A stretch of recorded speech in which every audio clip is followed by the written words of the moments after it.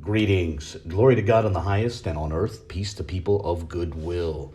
Really quick video here on something I wanted to document and comment on briefly. So last Friday, the We Woke Now channel posted a video in response to Ministries, and I'll link to the full video in the description. But in that hour-long video, something mentioned in passing caught my ear, and it struck me as worth discussing ever so briefly. You see, the good doctor who runs that channel briefly alluded to how he's changed some of his approach to Lashawan Qadash, which is to say his approach to Hebrew pronunciation. And so if we can just jump right in, I'd like to play a couple of brief clips, which together will run for less than 30 seconds. And I'll include the timestamps for where each clip can be found in the original video. And so with that, here we go, and fair use. And you guys remember, I used to say taza, and corrected myself, and now I say sa. For in the Israeli, it's pronounced sare. Now, as I made some adjustments based upon my studies of the ancient language, the ayan did not make an I sound, it actually made an ah sound. So you hear me say Yahweh Shah. Okay, so there you have it. Basically, the good doctor was saying that he used to pronounce the 16th Hebrew character, the ayin, as I, like in pie, but now he pronounces it ah. And he used to pronounce the 18th Hebrew character, the tzade, as taza, but now he pronounces it tza. And I'll be the first to say that he deserves at least a little bit of applause for that, as Taza in particular is like a major Achilles heel to Lashawan Qadash. So points to the good doctor for finally understanding that.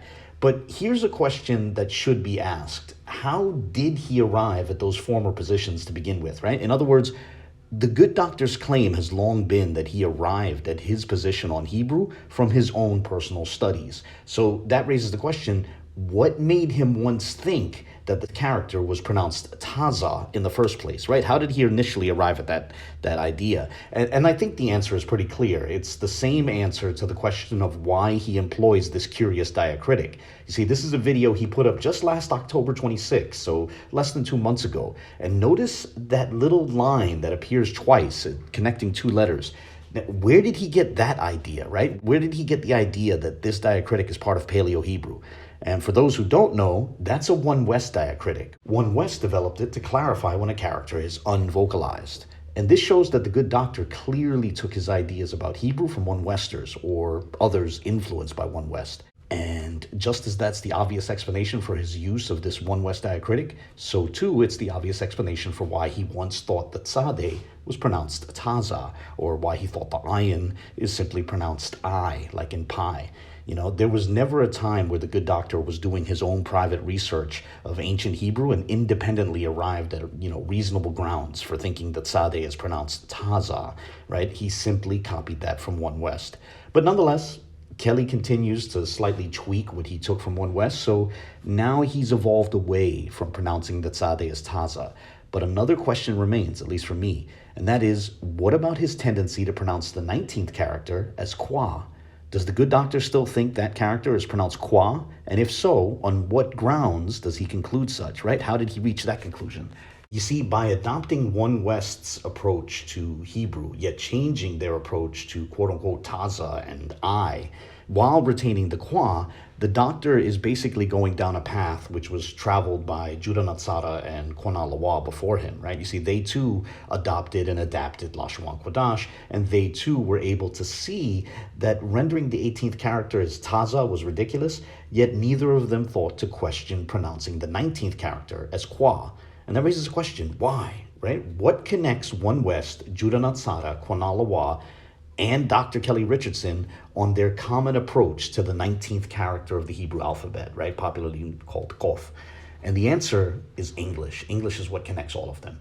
They're all thoroughly influenced by their own Anglophone background.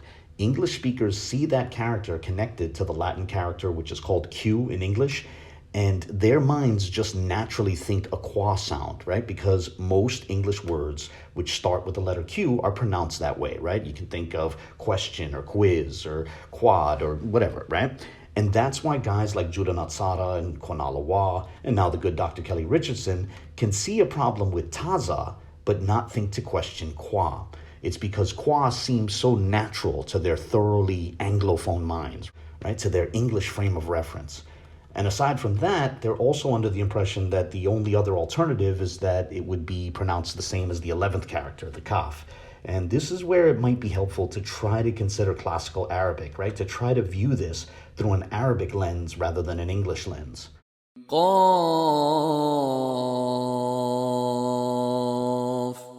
Or to even consider a language like Tigrigna, right? Ku, Ki, Ka, Ke, K, Ko. But perhaps that's a discussion for another time. Whatever the case, in the interest of charity, I think the good doctor should be commended for at least jettisoning the one West Taza and I, right? You know, we're all on different learning curves, some more quickly or more slowly than others. But whatever the case, I commend the good doctor for at least making it this far, and hopefully he can next move away from the Kwa and then make the more significant move away from this idea that each Hebrew character has only one possible vocalization. In other words, you know, get away from this idea of limiting the language to just A-class vowels, right? To think more deeply about what the ancient transliterations tell us, what they imply, and maybe even to consider Ugaritic for insight, right? But with that, I'll close this video here. Share your thoughts, and God bless. I'm so sick and tired. I'm so sick and tired of you all trying to tell us to take 2 or 3 brothers to somebody who we talk to behind the scenes who just a liar. And I told you from day one what Kelly told me about the language, how he'll make up a language to move people away from the Ashkenaz language. That's why he speak Klingon. That's why he speak Klingon. And y'all be following him. I'm like, I don't speak Klingon, right? Y'all be tripping. I'm sorry. And where Lashawan Qadash falls within that spectrum. And I don't even know why they keep mentioning that with that, but I have no clue about that. But yeah.